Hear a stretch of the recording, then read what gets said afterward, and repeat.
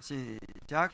나더러 주여 주여 한 자마다 다 천국에 들어갈 것이 아니요 다만 하늘에 계신 내 아버지의 뜻대로 행하는 자라야 들어가리라. 아멘. 여러분, 교회가 무엇입니까?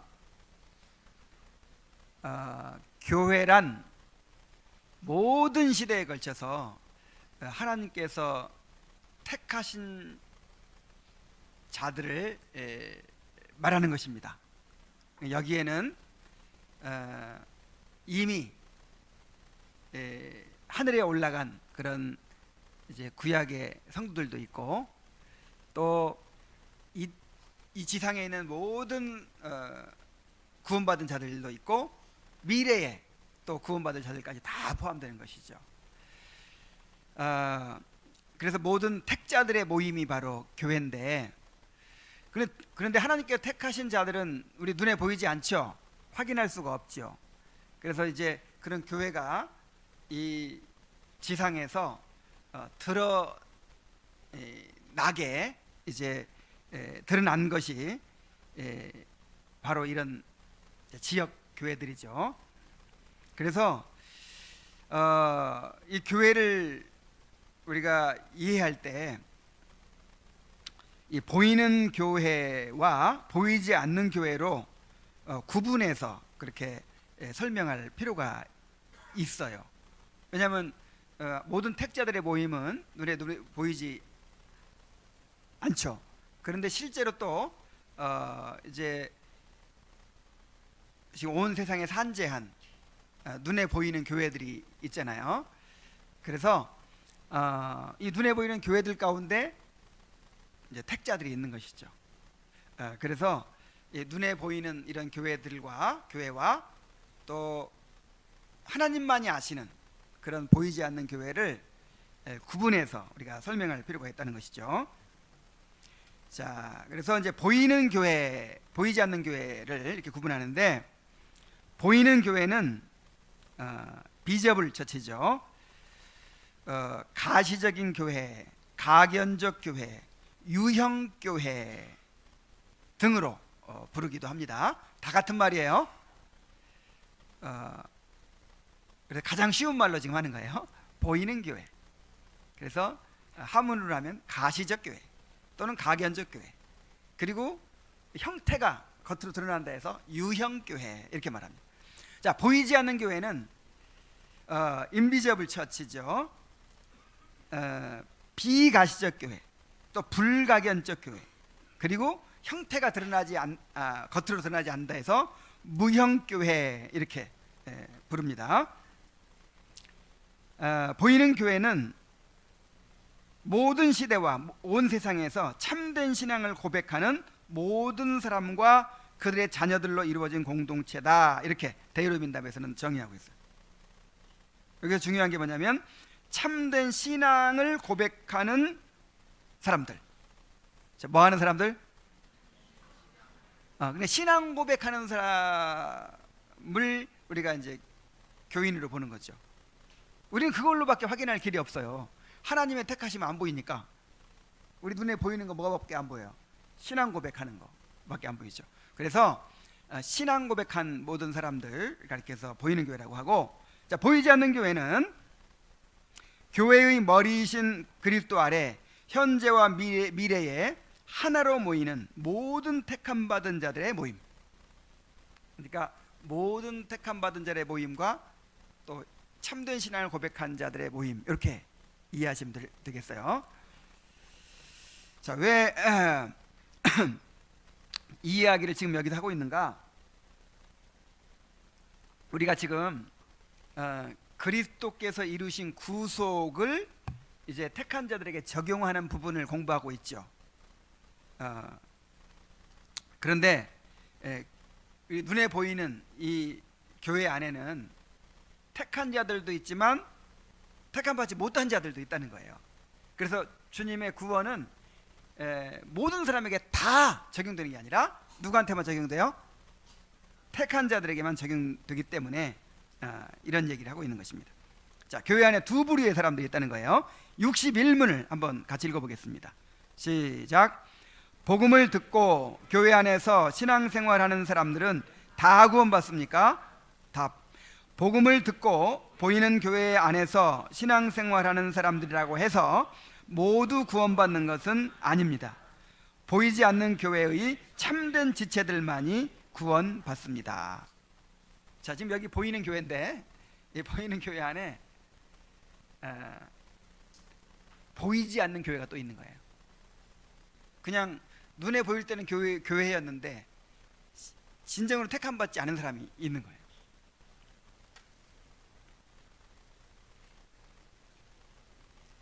자, 보이는 교회의 구성원에는 두 부류의 사람이 있습니다. 그리스도께 대한 참된 믿음으로 인해서 진정으로 구원받은 자들이 있고, 또한 보이는 교회 안에는 형식적이며 명목적인 고백으로 인해 그 영적 능력과 실제를 경험하지 못하는, 구원받지 못하는 자들이 있습니다.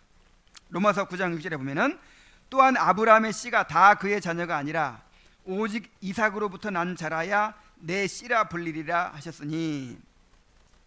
자, 이스라엘 백성들은 하나의 교회였죠. 이스라엘은 구약 교회였습니다. 구약 시대에 아브라함의 자손이고 교회였는데, 그 교회 가운데 진짜 구원받은 사람도 있고 그렇지 못한 사람도 있어요. 그래서 아브라함의 씨라고 다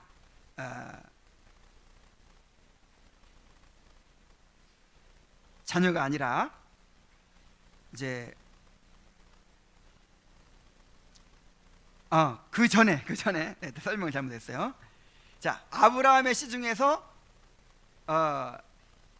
이스마엘도 있고 이삭도 있는데 그 중에 누구 씨만? 이삭의 씨만.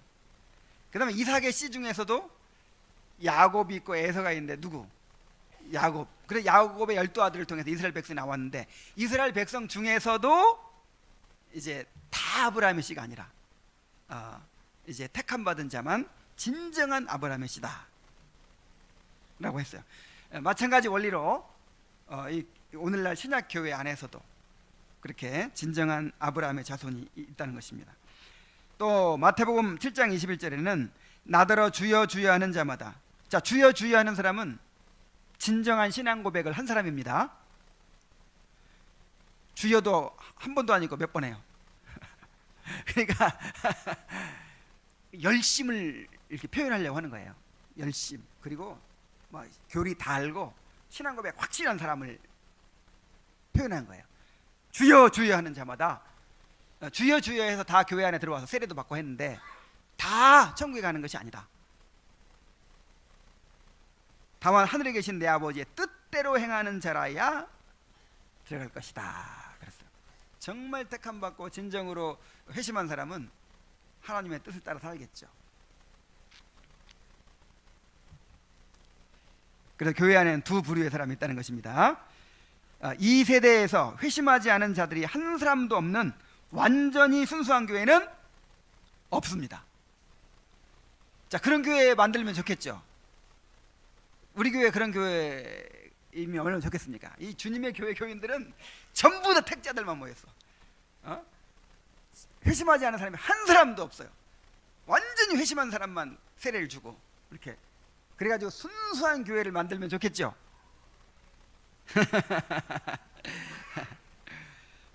그런데 그런 교회는 없다라는 걸 알아야 돼요. 성경은 그런 교회가 있을 것이라는 약속을 한 적이 없어요. 12 제자들 가운데도 누가 있었습니까? 가룟 유다가 있었잖아요. 그리고 사도들이 직접 세우고 다스리는 그런 초대교회에서도 위선자들과 회심하지 않은 자들이 있었어요. 그렇게 성령이 충만한 시대에도 그냥 진정으로 회심하지 않고 세례받은 사람들이 있어요. 그들 중에 일부는 교회의 권징을 통해서 출교를 당하기까지 했습니다. 이거는 이제 100% 확실한 건 아닌데, 그 요한계시록에 나오는 니골라당이라는 이단이 있거든요. 근데 그 니골라라는 사람이 그 사도행전 6장인가? 6장에 나오는 7 집사 중에 하나였다고 보거든요. 되게 이건 뭐 100% 확실한 건 아니지만, 그래서 예수님의 12 제자 중에서도 가룟 유다가 있었고 또 7 집사 중에서도 그렇게 이단에 빠진 사람이 있었고, 또 세례받고 교회에 들어온 사람 중에서도 또 출교를 당하기까지 하는 사람들이 있었던 것을 보면 이것이 일종의 하나님의 뜻이고 계획이라고도 볼 수 있어요. 가라지를 다 뽑아버릴까요? 그러니까 뭐라 그랬어요? 주인이 내버려둬라. 나중에 추수 때까지 자라게 내버려둬라.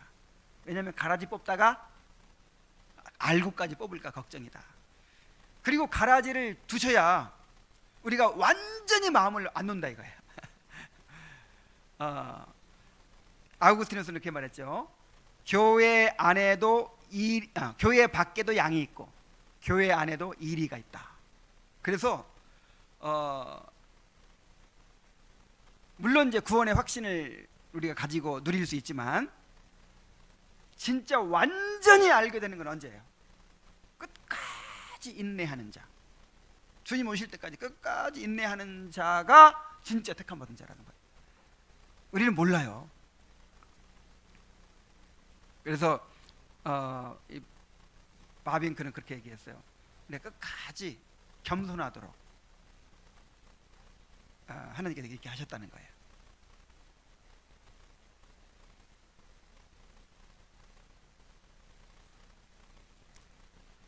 자, 그래서 우리가 회심하지 않은 자들이 한 사람도 없는 그런 순수한 교회를 만들려고 해서는 안 된다는 거예요. 지금까지 역사 이래로 많은 단체들이 여러 시대에 반복적으로 시도해 왔지만 오히려 큰 부작용만 나왔다는 거예요. 자, 만약에 우리가 그렇게 한다고 칩시다. 우리가 진짜 회심의 증거를 막 문을 불을 켜고 찾아가지고 증거가 확실한 사람만 세례를 주고 진짜 우리 공동체는 완전히 회심한 사람만 100% 보인다. 자, 그렇게 만들려고 하면 어떻게 될까요? 그런 증거들을 만들어낼 거예요. 조작해낸다 이 말이에요. 의도적으로 아니면 자신도 모르는 사이에 그런 증거들을 조작해내게 돼요. 간증이 막 유행하게 되겠죠. 근데 그건 알 수 없어요. 그 돌밭에 떨어진 씨앗 즉시 기쁨으로 받았는데 나중에 알고 보니까 뿌리가 없어서 말라버리잖아요. 그래서 지금 당장 뭐 은혜 받았다고 막 날뛴다고 해서 다 믿을 수가 없는 거예요. 그리고 이 사람은 도대체 변화가 없는 것 같아. 나중에 보니까 진짜 이렇게 변화가 된 사람도 있어요. 그래서 우리는 알 수가 없어요.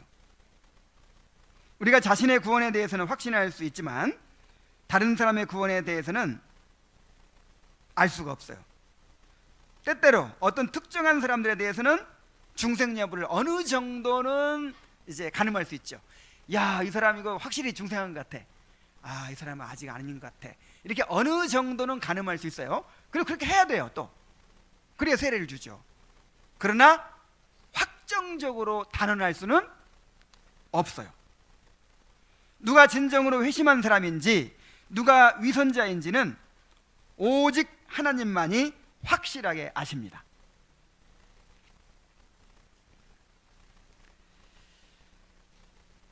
이 세대에 보이는 교회는 언제나 구원받지 못한 무리들이 섞여 있을 것입니다. 그러므로 명백하게 진리에 벗어났거나 명백하게 범죄하는 자가 아닌 이상 그들의 신앙 고백을 인정해주고 신앙 고백으로 받아줘야 되는 거예요. 보이는 교회의 구성원의 조건은 추정이어야지 증명이어서는 안 된다는 거예요. 신앙을 고백할 때 그러한 신앙 고백이 그릇된 것임을 증명하는 명백한 증거가 없는 한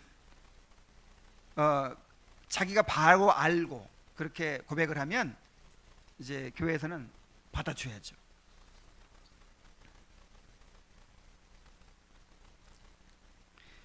자, 이것은 이제 우리가 다른 사람에 대해서 그렇게 해야 된다는 것이고 우리 자신에 대해서는 어떻게 해야 될까요? 에이, 주님만 아시니까 나 구원 받았든지 안 받았든지 거듭난지 안 받았든지 나는 관심 가질 거 없어. 그래야 될까요? 그렇지 않죠. 우리 자신에 대해서는 내가 과연 진정으로 거듭난 사람인지를 살피고 참된 그리스도인의 삶을 살고자 힘써야 합니다. 고린도후서 13장 5절에 너희는 믿음 안에 있는가 너희 자신을 시험하고 너희 자신을 확증하라 그랬어. 자, 이게 누구한테 한 말이에요? 바울이 고린도 교인들한테.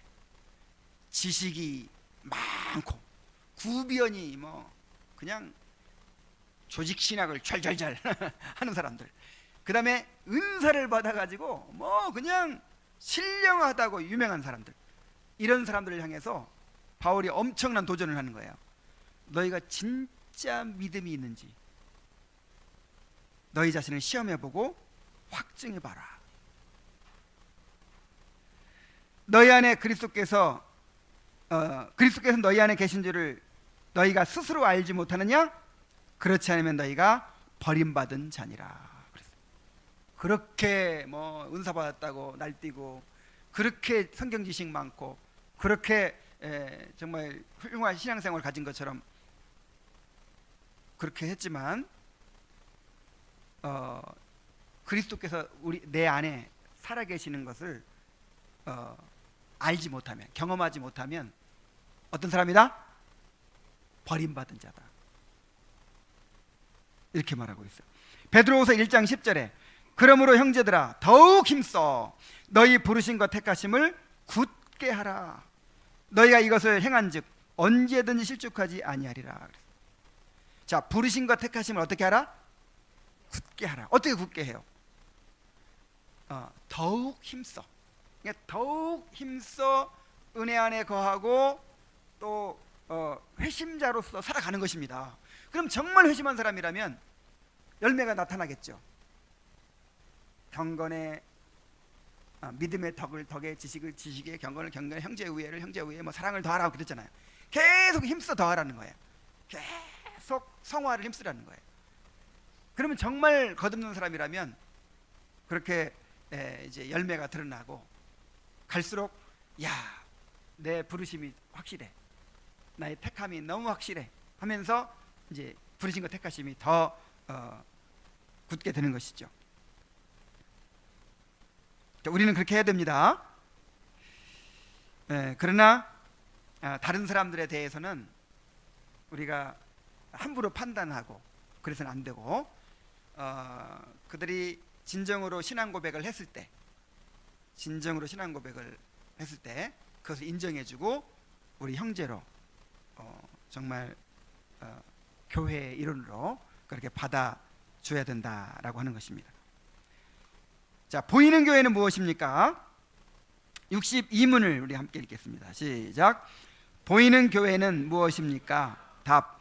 보이는 교회는 모든 시대와 온 세상에서 참된 신앙을 고백하는 모든 사람과 그들의 자녀들로 이루어진 공동입니다.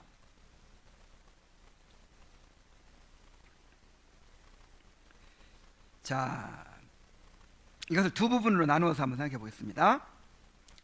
먼저 보이는 교회는 모든 시대와 온 세상에서 참된 신앙을 고백하는 모든 사람으로 이루어진다 그랬어요. 자, 모든 시대와 라고 하는 말은 그 시간적 범위를 말하는 것인데, 아담으로부터 세상 끝날까지 세상 역사의 모든 세대를 다 포함해서 모든 시대를 말하는 거예요. 시편 22편 27절로 31절에 보면 땅의 모든 끝이 여호와를 기억하고 돌아오며 모든 나라와 모든 족속이 주의 앞에 예배하리니 나라는 여호와의 것이요 여호와는 모든 나라의 주제심이로다. 그리고 나서 후손이 그를 섬길 것이요 대대에 주를 전할 것이며 와서 그의 공의를 태어날 백성에게 전하며 주께서 이를 행하셨다 할 것이로다 그랬어요. 자, 후손이 섬길 것이고 대대 주를 전할 것이다. 그러니까 교회라고 하는 것은 대대로 이어지는 거예요. 대대로 아담부터 세상 끝날까지 교회는 계속 이렇게 이어지는 것입니다. 또 이사야 59장 21절에 보면은 여호와께서 이르시되 내가 그들과 세운 나의 언약이 이러하니 곧 내 위에 있는 나의 영과 내 입에 둔 나의 말이 이제부터 영원하도록 내 입에서와 내 후손의 입에서와 내 후손의 후손의 입에서 떠나지 아니하리라 하시니라. 그러니까 내 입에서와 내 후손의 입에서와 내 후손의 후손의 입에서와 후손의 후손의 후손의 후손의 후손의 입에서와 계속 이어지는 거죠. 세상 끝날까지. 그래서 보이는 교회 시간적 범위는 얼만큼이에요? 아담부터 예수님 오실 때까지. 그 다음에 온 세상에서라고 했어요. 이것은 이제 공간적 범위를 말하는 건데, 공간적 범위는 얼만큼입니까? 온 세상입니다. 복음의 밝은 빛이 어두운 세상에 비추어서 참된 신앙을 고백하게 만드는 세상의 모든 장소의 사람들을 다 포함한다는 것입니다. 그러니까 어떤 특정한 이스라엘 백성만이 아니고 어떤 민족만이 아니고 온 세상에 교회가 있는 것입니다. 계시록 7장 9절에 보면은 이 일 후에 내가 보니 각 나라와 족속과 백성과 방언에서 아무도 능히 셀 수 없는 큰 무리가 나와 흰 옷을 입고 손에 종려가지를 들고 보좌 앞과 어린 양 앞에 서서 그랬죠. 그러니까 나중에 이제 우리가 천국이 완성될 때 각 나라와 족속과 백성과 방언에서 다 구원받은 사람이 나왔다는 거예요. 또 시편 2편 8편에 보면 내게 구하라 내가 이방 나라를 내 유업으로 주리니 내 소유가 땅 끝까지 이르리로다. 이것은 이제 하나님께서 이제 그리스도께 이제 구속의 주님인 이제 메시아에게 그러니까 허락하신 약속이거든요. 내게 구하라 내가 이방 나라를 내게 주겠다. 그래서 내 소유가 어디까지 이를 것이다? 땅 끝까지 이를 것이다. 그러니까 우리 주님의 교회는요, 주님의 교회는 어떤 특정 지역에 머물지 않아요. 땅 끝까지 온 세상에 다 퍼져 있습니다. 온 세상에서 구원받은 자들이 나올 것입니다. 자, 그 다음에 모든 시대와 온 세상에서 참된 신앙을 고백하는 모든 사람들이라고 그랬어요. 참된 신앙을 고백하는 모든 사람들.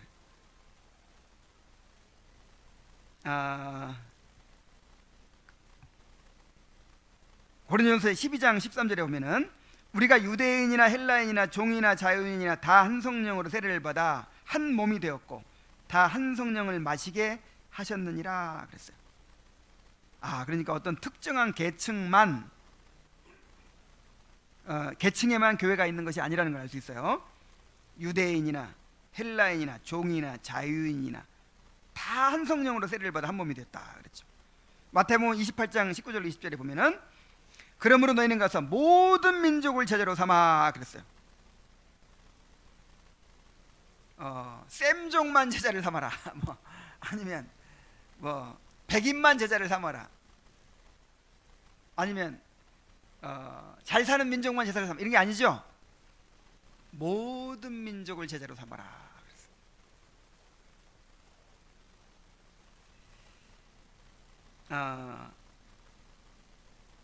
그래서 이 보이는 교회는 모든 시대와 온 세상에서 참된 신앙을 고백하는 모든 사람들을 말하는 것입니다. 우리가 또 한 가지 기억해야 할 것은 세상에는 오직 하나의 보이는 교회만이 있다는 것입니다. 이게 무슨 말이죠? 그러니까 하나님 앞에서는 모든 교회가 하나라는 거죠. 하나. 우리끼리 막 이렇게 찢어 나누고 막 그랬지 실제 하나님 앞에서는 모든 교회가 하나입니다. 단 하나의 교회인데 그 교회가 많은 가지를 가지고 있다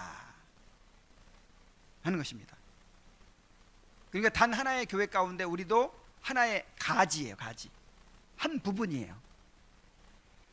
자, 우리는 대요리 문답이 보이는 교회가 한 조직이나 기구이다 라고 말하지 않고 오히려 한 단체, 소사이어티라고 말하고 있음을 주의해야 합니다.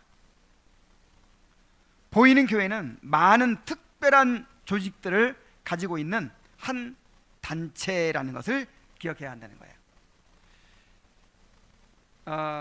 그러니까 우리가 뭐 사람들 인정하든 인정하지 않든 사실 이 세상에는 모든 교회가 하나인 거예요. 하나님 앞에서. 그러니까 서로 우리만이 진짜 교회다 이러면 안 되겠죠. 온 세상의 교회가 하나라고 우리가 생각을 해야 됩니다. 그 하나의 교회가 여러 부분들이 있는 거죠. 가지들이 있는 거죠. 그래서 그 어떤 교단도 그들이 유일한 참된 교회라고 주장할 수가 없습니다. 이 세상에서 이 장로교회만 하나님의 교회입니다. 이러면 되겠어요, 안 되겠어요? 안 되겠죠. 그래도 우리 장로교회가 가장 성경적으로 하는 것 같습니다. 이건 괜찮아요. 그래서 이제 어떤 부분들은 더 말씀에 충실한 교회도 있고 말씀에 덜 충실한 교회도 있겠죠. 그런데 또 이제 더 나가서 거짓 교회도 있겠죠. 그런데 우리 교단, 우리 교파에 대한 충성심이 지나쳐가지고 우리 교단만 참된 교회다, 우리 교파만 참된 교회다, 그럼 돼요, 안 돼요? 안 돼요. 그러면 나머지 교회는 다 거짓 교회가 돼버리잖아요.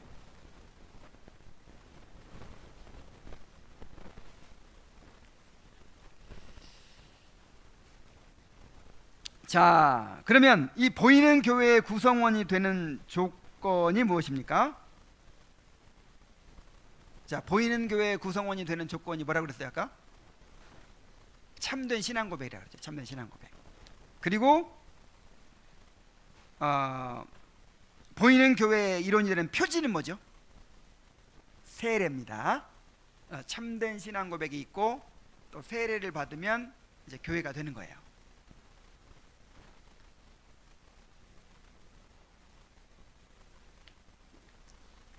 자, 제가 뭘 설명해 왔냐면 그 보이는 교회 구성원들을 얘기를 했는데 모든 시대와 온 세상에서 참된 신앙을 고백하는 모든 사람이라고 했습니다. 그런데 여기에는요 아직 신앙을 고백하지 않은 사람까지도 포함될 수 있어요. 누구냐면 또한 그들의 자녀들로 이루어진 공동체입니다. 그랬어요. 신자의 자녀들. 왜냐하면 그들은 하나님과 그들의 부모 간에 맺은 언약적 약속 안에 포함되어 있기 때문입니다.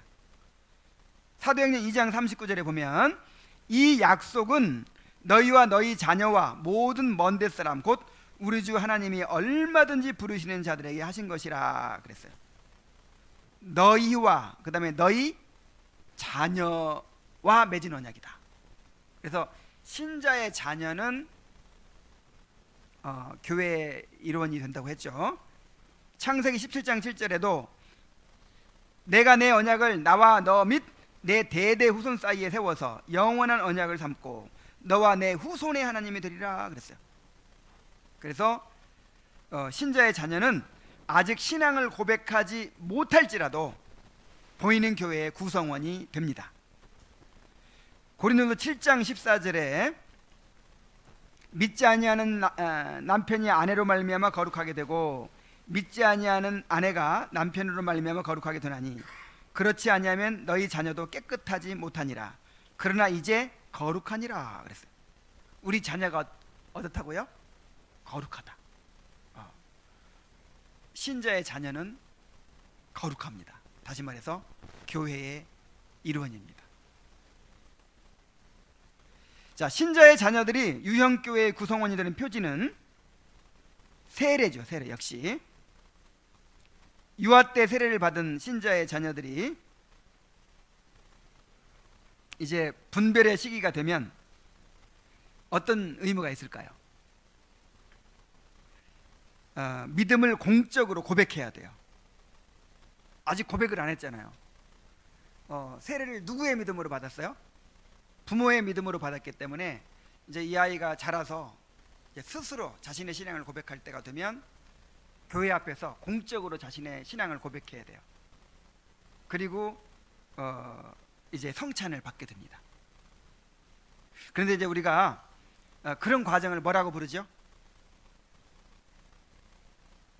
이렇게 유아세례 교인이 공적 신앙 고백을 통해서 이제 이렇게 성찬 회원이 되는 것을 뭐라고 부르죠? 입교라고 하죠. 근데 입교라는 말을 쓰면 안 된다는 거예요. 왜 안 될까요? 그 입교라는 말은 그동안에는 교인이 아니라는 말이잖아요. 입교라는 말은 교인이 아니었던 사람이 이제 교인이 되는 걸 입교라고 하거든요. 그래서 유아세례 받는 그 자체가 입교예요. 그래서 그냥 공적 신앙 고백이라고 불러야 된다, 이렇게 이제 많은 분들이 이야기를 합니다. 그래서 그 대의문답 해설서를 쓴 그 지하이 월리암슨과 또 이 보스라고 하는 신학자가 쓴 그 책에 이렇게 기록되어 있어요.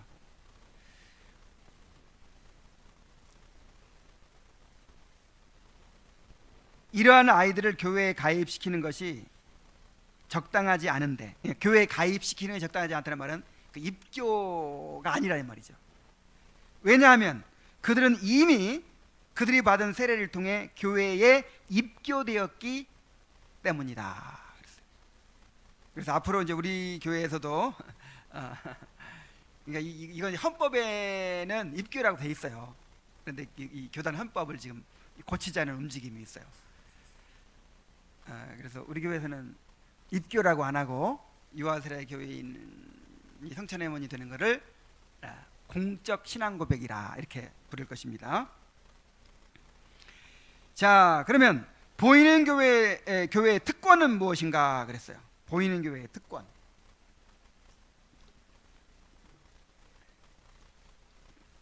자, 보이는 교회는 다 구원받은 사람은 아니라고 했죠.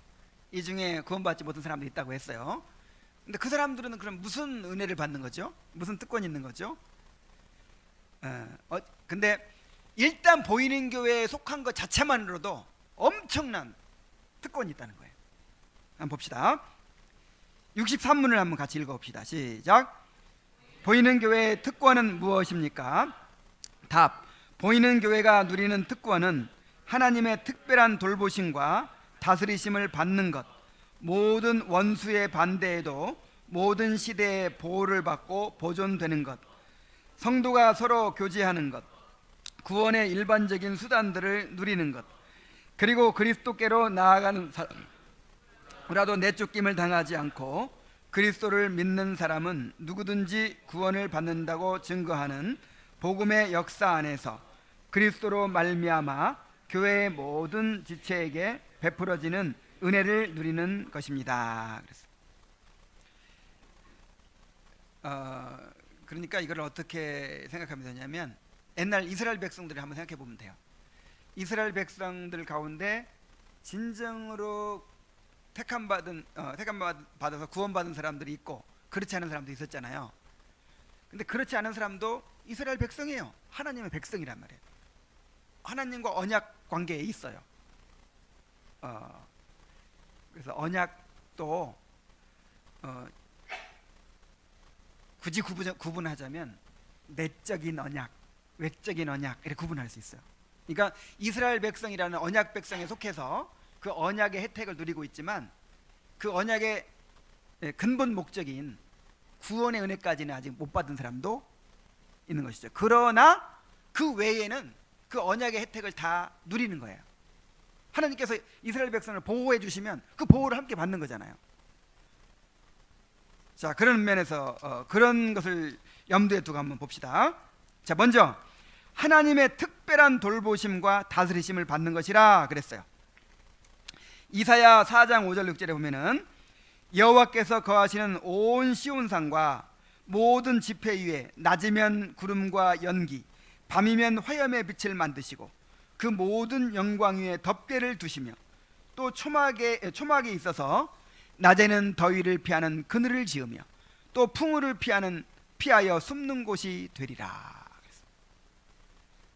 이스라엘 백성이 광야에 있을 때 낮에는 구름 기둥으로 햇볕을 가려주시고 불 기둥으로 또 밤에는 밝게 빛을 비춰주시고 따뜻하게 해주시고, 그리고 하나님의 임재를 나타내 주셨죠. 불뱀과 정갈로부터 보호해 주시고, 또 그 호전적인 유목민족들의 침략에서 지켜주시고, 아침마다 만나가 내려서 만나를 내려 먹이시고, 또 반석에서 물을 내려서 마시게 하고, 이거 다 누가 받은 혜택이에요? 이스라엘 백성 모두가 받은 혜택이에요. 이스라엘 백성에게 속했다는 이유로 다 받았어요. 그 가운데 진정으로 구원받지 않은 사람도 있었지만, 그러나 그 모든 혜택을 다 누리는 거예요.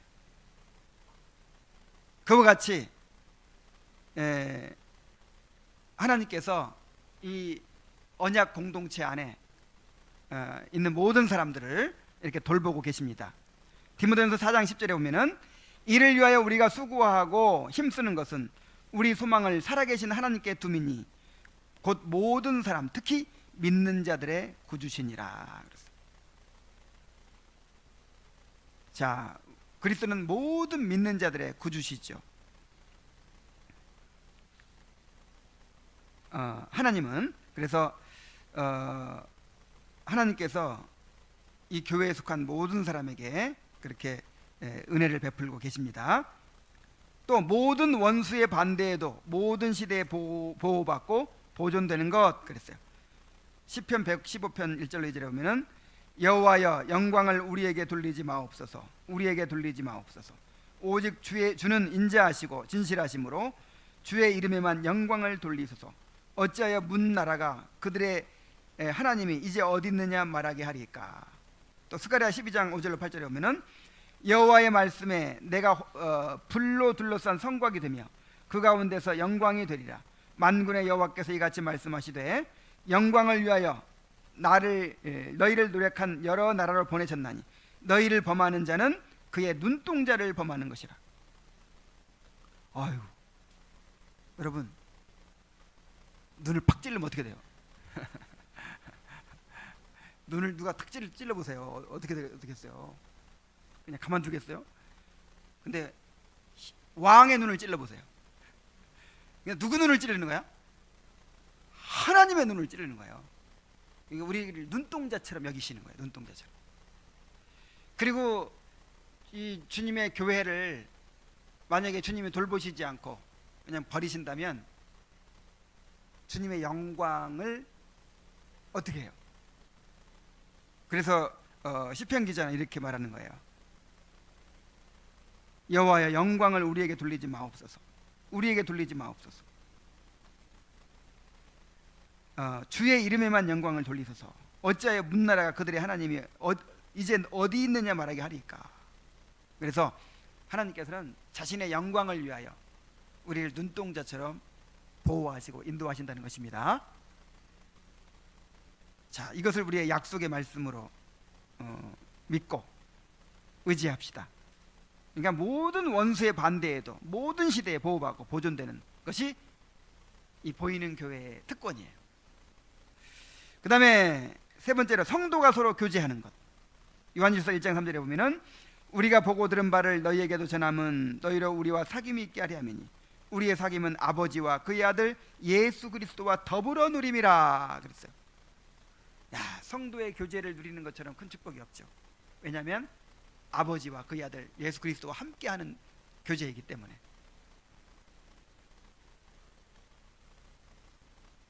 그 다음에 네 번째로는 구원의 일반적인 수단들을 누리는 것이라 그랬어요. 사도행전 2장 39절로 40절에 보면은 이 약속은 너희와 너희 자녀와 모든 먼데 사람 곧 우리 주 하나님이 얼마든지 부르시는 자들에게 하신 것이라 하고 또 여러 말로 확증하며 권하여 이르되 너희가 이 패역한 세대에서 구원을 받으라 하니. 자, 이 보이는 교회 안에서는요 구원의 일반적인 수단들이 주어지고 있어요. 자, 은혜의 수단을 다른 말로 구원의 수단이라고 하는 거예요. 자, 은혜의 수단이 뭐죠? 말씀, 성례, 기도와 같은 이 수단들이 있는데, 이것이 다른 말로 무슨 수단이라고 한다고요? 구원에서. 왜냐하면 이런 수단들을 통해서 구원하시니까. 그런데 이 교회 안에 있으면 그 수단들을 누리는 거예요. 오늘도 말씀이 이렇게 선포되고 있죠. 그리고 또 이제 성례가 또 시행되고, 그 다음에 기도가 있고요. 기도. 여러분, 제가 기도하잖아요. 기도. 이 예배 때 기도한 공기도는요, 이거는 굉장히 중요한 거예요. 굉장히.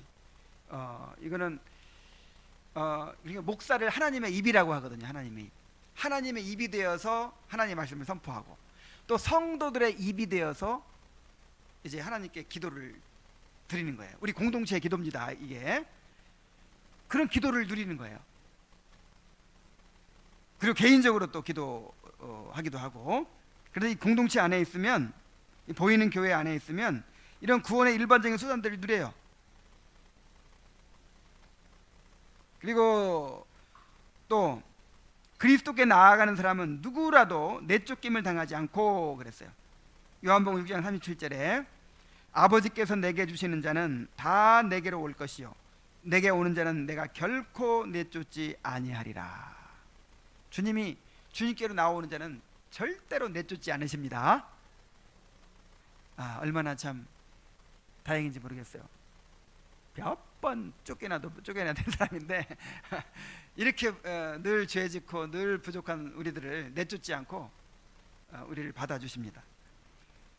또 마지막으로 그리스도를 믿는 사람은 누구든지 구원을 받는다고 증거하는 복음의 역사 안에서 그리스도로 말미암아 교회의 모든 지체에게 베풀어지는 은혜를 누리는 것입니다. 그러니까 구원의 기회가 늘 있다는 거죠. 구원의 기회가. 자, 구원의 일반적인 수단들을 누리는 것과 비슷한 얘기인데, 하여간 이 구원의 기회를 늘 누리고 있어요. 이 안에 지금 소속해 있다는 이유 하나로. 시편 147편 19절 20절에 보면은 그가 그의 말씀을 야곱에게 보이시며 그의 율례와 규례를 이스라엘에게 보이시는도다. 그는 어느 민족에게도 이와 같이 행하지 아니하셨나니 그들은 그의 법도를 알지 못하였도다. 할렐루야. 그랬어요.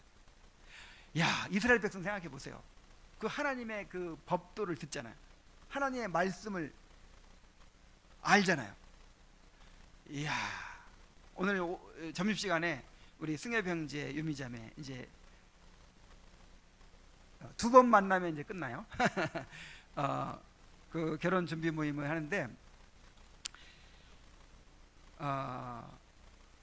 어떻게 하냐면 그 교재가 뭐냐면 팔복을 들어요. 팔복. 산상수훈 설교. 여러분이 팔복하고 결혼하고 무슨 상관 있나요? 엄청 상관이 있어요. 이 심령이 가난한 자가 되고 애통하는 자가 되고 또 온유한 자가 되고 의에 주리고 목마른 자가 되고 긍휼히 여기는 자가 되고 마음이 청결한 자가 되고 화평케 하는 자가 되고 되지 않으면 그리스도인의 가정을 이룰 수가 없어요. 정말 이게 기본이에요. 기본. 이거 배우고 그다음에 또 교재가 뭐냐면 이제 그 존 파이퍼 목사님의 결혼 신학이라는 게 있어요. 자, 그 이제 두 가지를 교재로 해서 그다음에 또 이제 이렇게 각자 읽어와서 나누고 또 실제적인 나는 또 결혼 선배니까 오늘이 결혼 30주년 기념일이에요. 근데 내가 선배니까 경험해 왔던 거 이제 또 이렇게 나누고 그런 식으로 진행을 하는데 오늘 나누면서도 그걸 느꼈어요.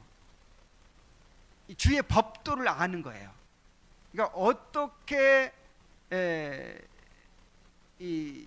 이제 부부가 서로 관계를 맺고 어떻게 살아야 될지를 길을 아는 거예요.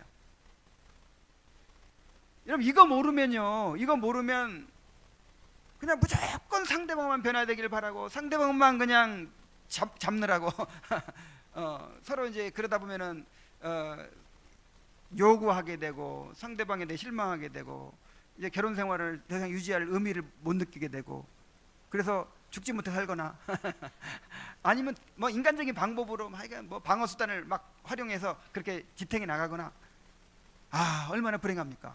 그런데 길을 알아요. 한 번도 안 가봤으면서 길을 알아요. 그리고 어떻게 내가 추구해야 되는 걸 알아요.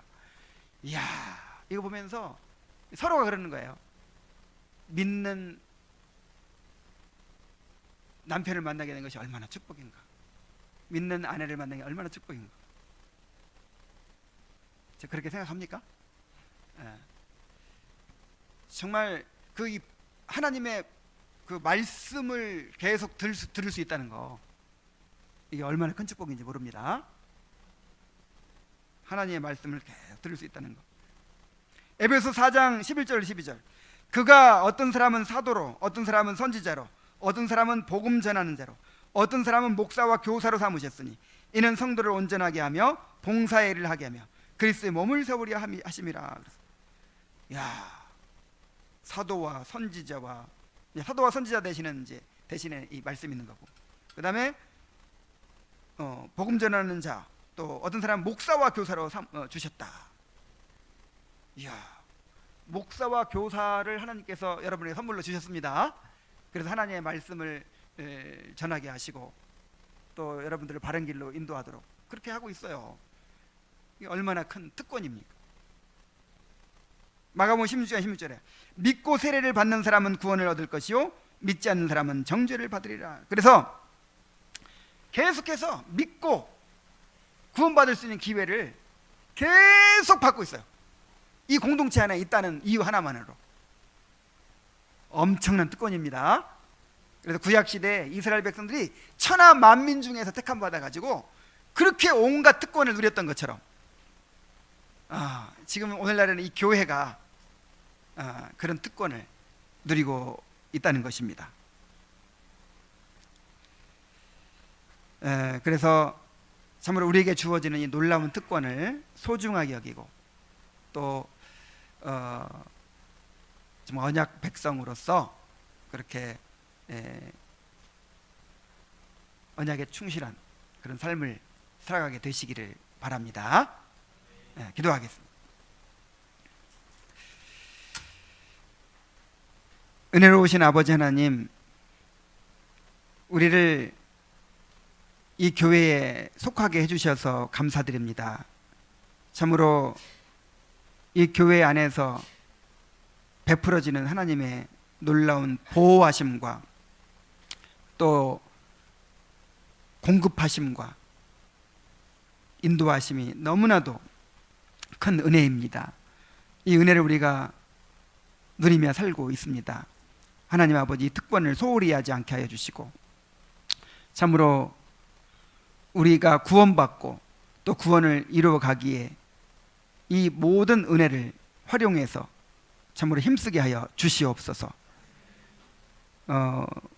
자신의 신앙을 늘 점검하고 참으로 진정으로 언약 백성으로 살아가기를 힘쓰는 우리들이 될 수 있도록 인도하여